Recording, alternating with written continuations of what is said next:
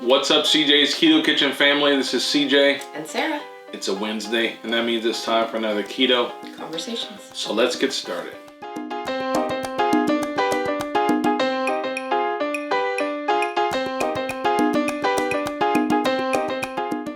So this week we're going to kind of go over one of the topics that came up a lot in our question to you.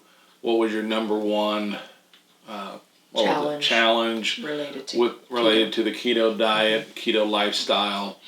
And we wanted to, so we got a lot of responses, which is great. Thank you for that. And we want to make good on what we said we would do, and start addressing some of the things. So we're kind of grouping some things together. So one of the things we saw a lot of is about snacking.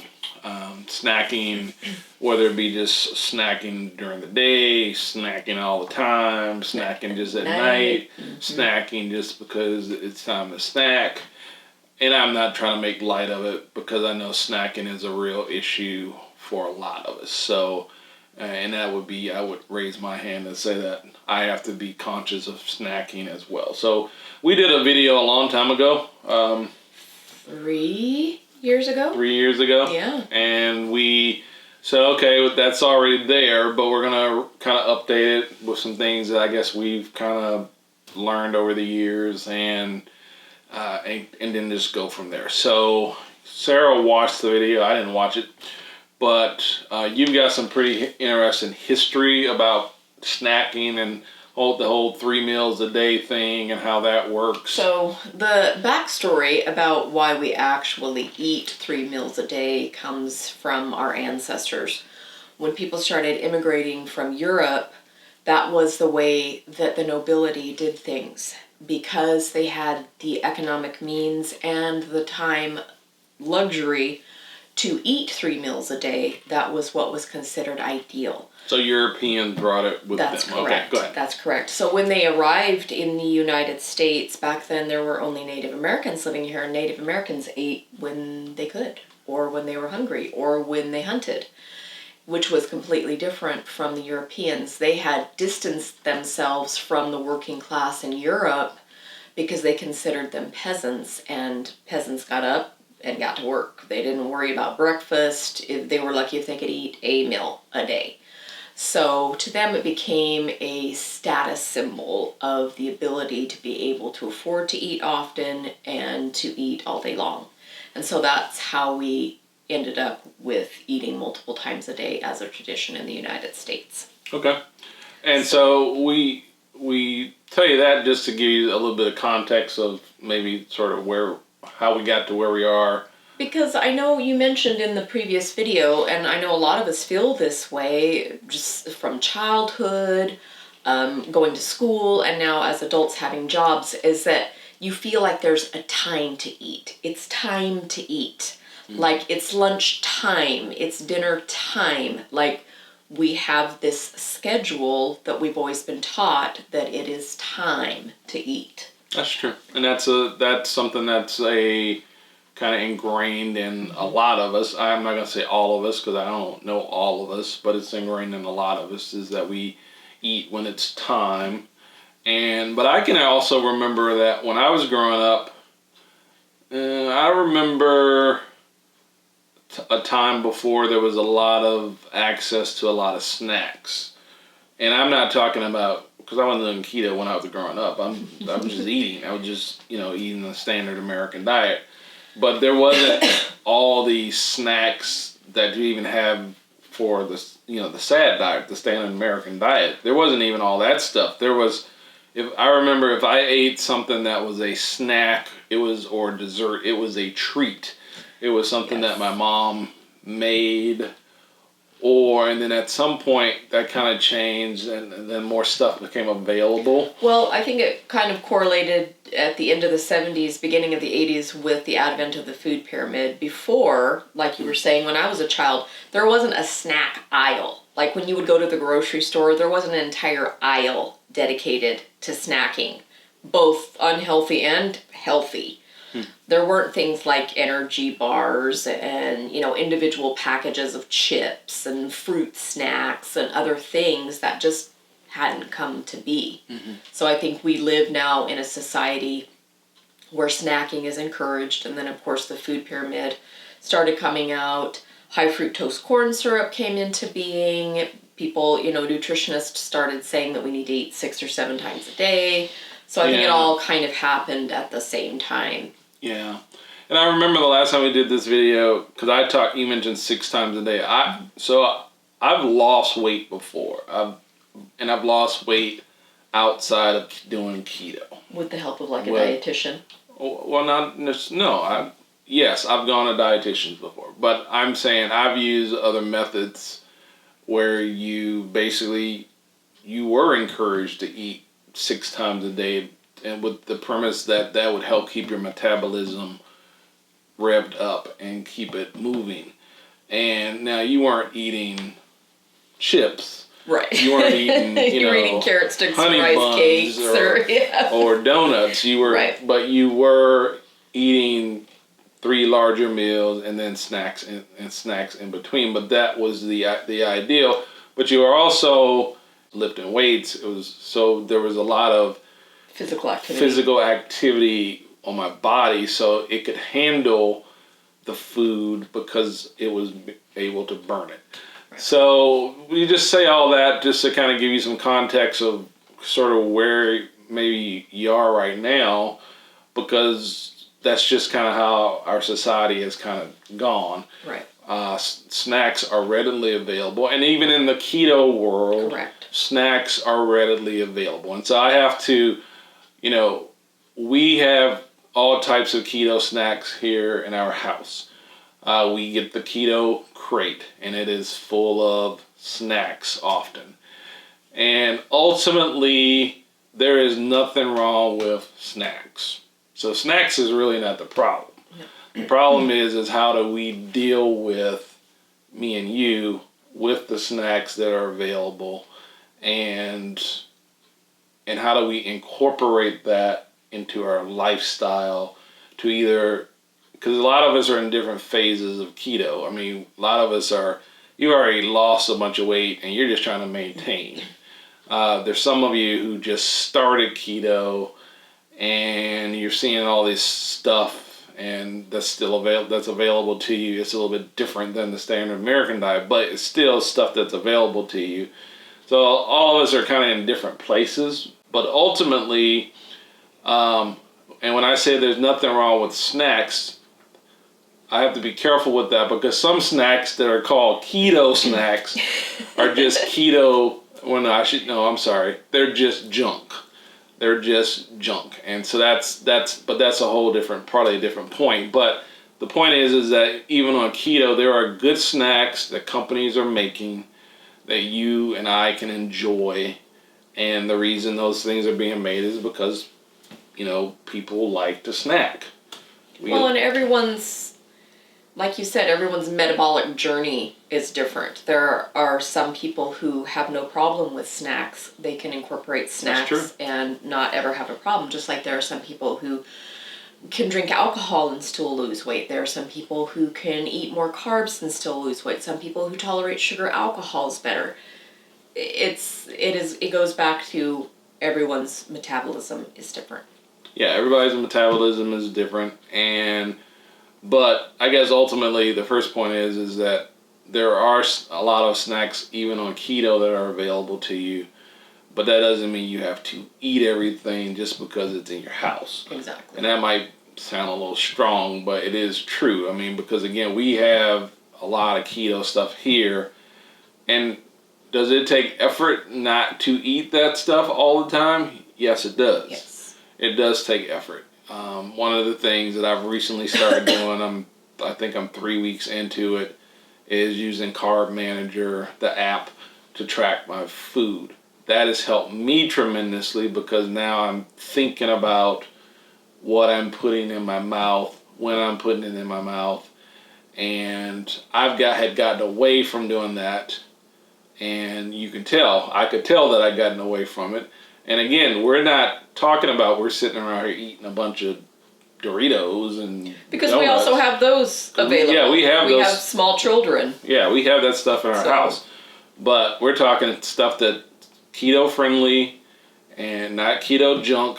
You know, yes, we've made mistakes before and bought keto junk before, and y'all have corrected us. You know, I can think Darn of those keto clusters! I love them I so can think much. of the keto clusters that tasted so great, but well, just the other day we had someone who wanted to send us their granola, and it was marketed as paleo, keto, and it had honey in it, and it actually had 9 carbs a serving. 9 carbs. So yeah, even though there are things that are called keto, you still have to look at labels. Yeah, you still need have to look at serving sizes. So if you're going to incorporate snacks into your keto lifestyle, and ultimately that's what it's really about, is if you're going to incorporate snacks into your lifestyle, you got to figure out how to do it and keep it within the framework of what you're trying to do.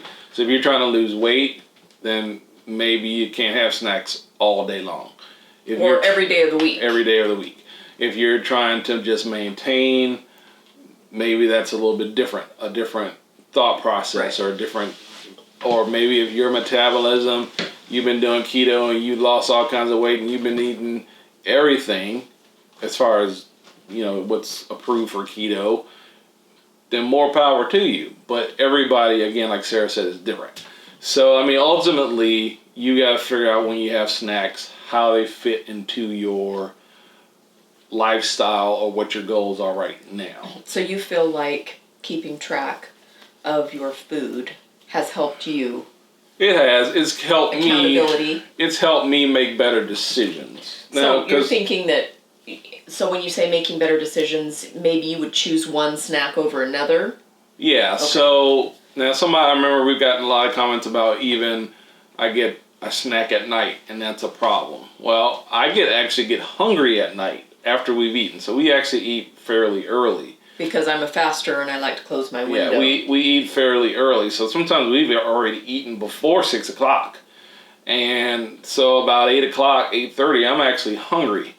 And so instead of coming in and grabbing, I don't know, a keto cookie, because I'm using this app to track things, when I can punch the food in, it can tell me if this is a good keto product based on the ingredients and what I'm trying to do. So I'm not counting just net carbs. I'm actually counting what they call diabetic carbs. Because of your A1C. Yeah. And so the calculation is a little bit different. It's actually stricter.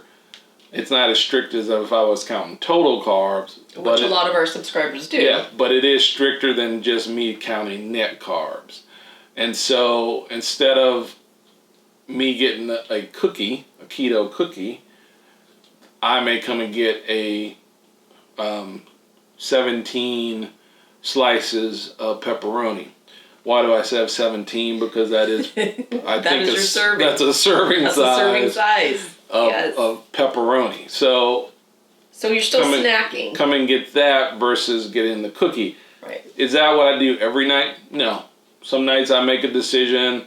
I know Sunday, I know we have some of this keto granola. The good stuff. The good stuff. Not the keto clusters. From the folks at I think it's low carb with a K. Mm-hmm. Good macros, good ingredients. But I knew that by eating that, it would probably throw me over my carbs, my desired carbs for the day. It did by just a little bit. But I made a conscious choice that I wanted to do that because I just felt like eating something that was a little sweet, a little crunchy, and so I just got that. But again, it has made you more aware. It's made me more aware, and some of us that's part of your problem is you're just not aware of what you're doing. So I'm not saying that you need to track your food, but if that will help you, even if you're just in a maintenance phase, if that will help you to make good decisions, to get things under control, then that's something you can do.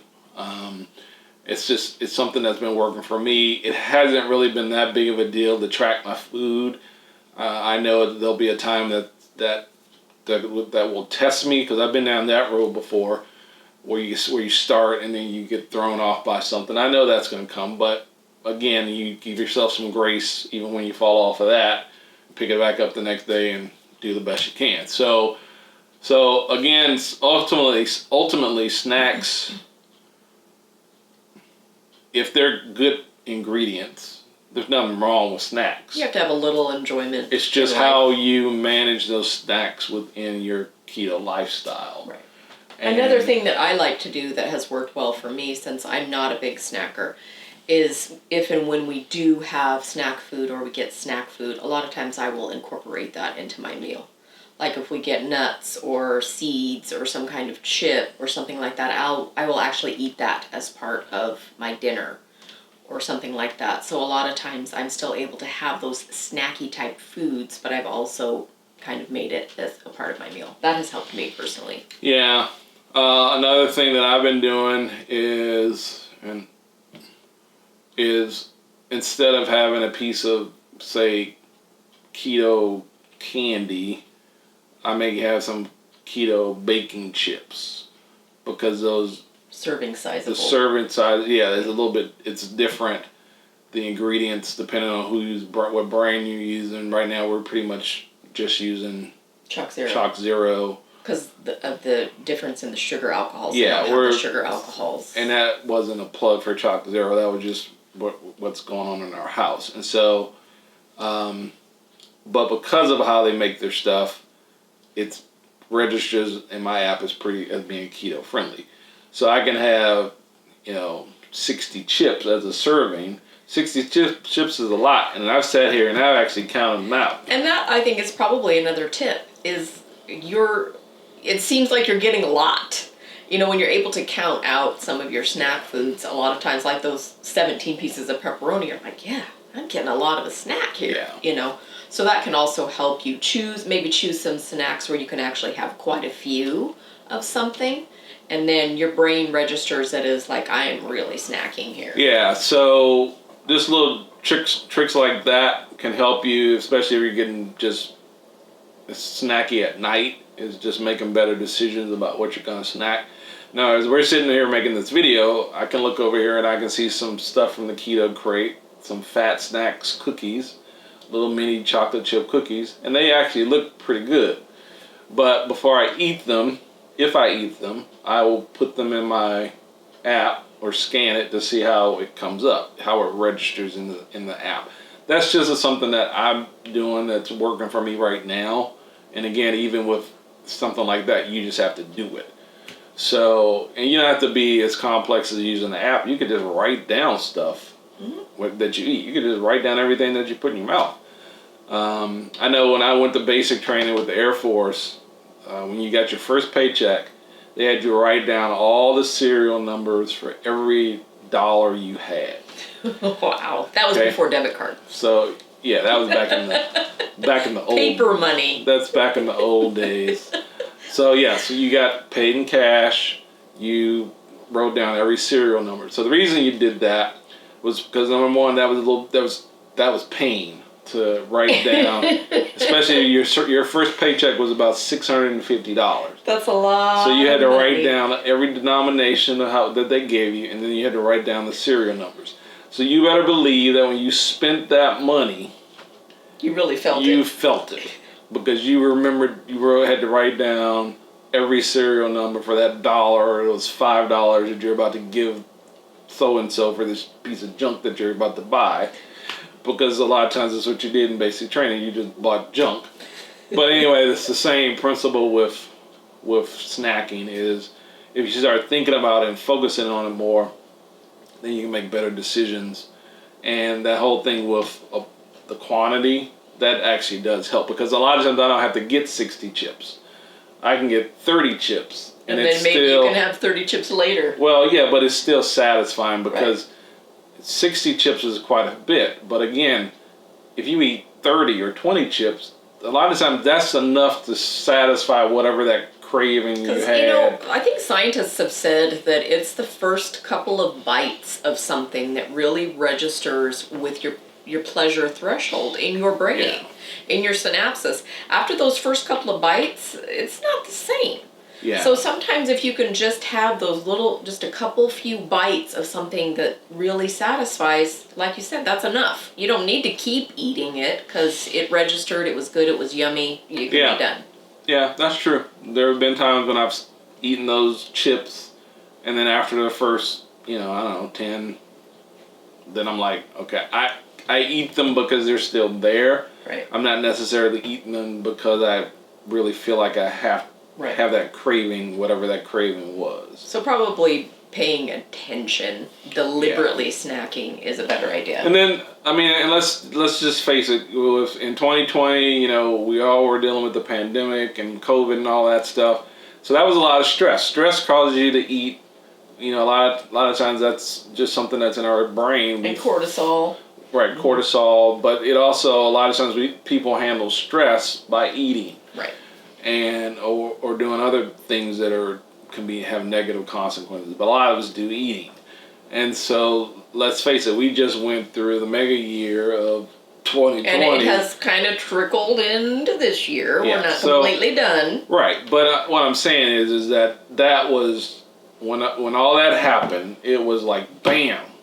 And that was a lot of stress and a lot of change for most of us. Well, and you're home. So you have the constant ability to snack. Yes. Right. If you were in a place where you locked down or whatever you want to call it, then you had potentially had stuff all over the place. And so again, we say all these things because we do keto every day as a lifestyle. We are not trying to project ourselves as knowing it all. We're just trying to tell you things that have worked for us in the past and that seem to be working right now. Snacking has always been an issue with me even before keto. I didn't even know what keto was and I was snacking. So, when I was using the MyFitnessPal app trying to lose weight before I even knew what keto or low carb was and I was just counting calories, it was the same principle. Best example would be, I'm not going to eat that hamburger with that bun because that bun is, 200 calories. 200 calories. I could go have that donut, which is the same amount of calories, instead of having that bun. Now, again, those are two probably terrible example. but if you were just counting calories. If you were just counting calories, it was just the same principle. You would make decisions about what you eat versus by what you're trying to do for whatever your goals were or the lifestyle. And so again, that was before keto. So snacking has always been an issue that I have to wrestle with and that I have to be conscious of. And a lot of you, it's the same thing. And so don't feel like you're alone. You're not alone. It's just life. It's just how we are kind of... No matter how you're eating, unless you're just eating whatever you want to, you're going to have to deal with snacking. Yeah. No matter what lifestyle you choose. And then to kind of close this out, I want to talk about just because it says keto doesn't mean it's keto. So we bought some, I wish you would have kept that box. I don't even know what they were called. We bought some this cereal from Costco. I'm glad it wasn't even like a Costco product. It's General Mills. You can buy it at Target. Right. Yeah. It was a Walmart. General Mills product. Some kind of cereal. Wonder keto cereal. All over it. Blah blah blah blah blah. And I don't know what made us buy the cereal, but we bought it, and we ate some of it, and we weren't right at least I wasn't right for like 4 days. Because it's extremely genetically modified. You look at the Franken cereal. You look at the ingredients, it was just junk. I bet if we put it outside, the animals, the birds wouldn't even eat People were saying in some of the reviews I read that their dog would not eat it, and their dog would eat garbage. So the reason we say that is, and that's probably an extreme example. I wish we had it. Maybe we can find a picture of it, but. Just because it says keto doesn't mean it's keto. And I always say this, keto is a real thing. And so you're going to find more and more products being made by more and more mainstream companies. And again, just because it says it's keto doesn't mean it's friendly for you. Or good for you in general. Or good for you in general. even you have to go through life, and especially if you're trying to lose weight or living this as a lifestyle, just because it says keto doesn't mean it's necessarily good for you. And that's something to keep in mind. And that's something we've had to learn and we've been doing keto for a long time. This is our 5th year. You know, you had True Confession earlier about the what is it, the nut clusters or something. Oh. Keto clusters that you can get at Costco. I think They tasted fantastic. I think you can buy those You other still can buy them, places too. yeah, but I mean, they tasted absolutely fantastic because they have sugar in them. That's why they taste so marvelous. And we even had them in a video. Yeah. And so it's okay. You know, even everybody makes mistakes. And sometimes even the macros can be good, if you want to say that. But you still have to look at the ingredients and say, okay, what place is this ingredient? Does it have sugar? Does it have some form of sugar? You know, you still have to look at it and say, okay, how... Right. Yeah. Is it added sugar, or is it a naturally occurring thing because of this ingredient? Because there are if some... it has fruit, a lot of times or tomatoes. There are that some will things be that you're sugars. going to make and have that just will have naturally But it doesn't occurring have sugar. added sugars to it. So anyway, just keep that in mind too as you're going along. But don't feel alone by the whole snacking thing. Just by talking about it and being aware of it, it can help you make changes if you want to make changes. And I say if you want to make changes, because ultimately you have to decide what you eat, when you eat, and how you do things. So that's our keto conversation for this week. If you're new here, we do these keto conversations every Wednesday. We do new recipes on Sundays. Sometimes on Wednesdays we do food unboxings, grocery hauls, what we eat. And so on Wednesdays you can get a wide variety. It's keto potpourri. That's what I like content. to call it. So, but our new recipes come out every Sunday. So the only way you'll know about that is by subscribing and hitting the notification bell. So we'd love to have you here as part of our keto family, and so we can do this thing together, live healthier lives, lose weight, and just, be 120 years old at some point. Okay. Yeah. Anyway. I will still be 10 years younger. Wow. Anyway, just throw me under the bus. So, like I said, welcome to our channel, and hopefully that we'll see you next week. Take care of yourselves and have a great rest of the week. Bye-bye. Bye. Peace. Peace.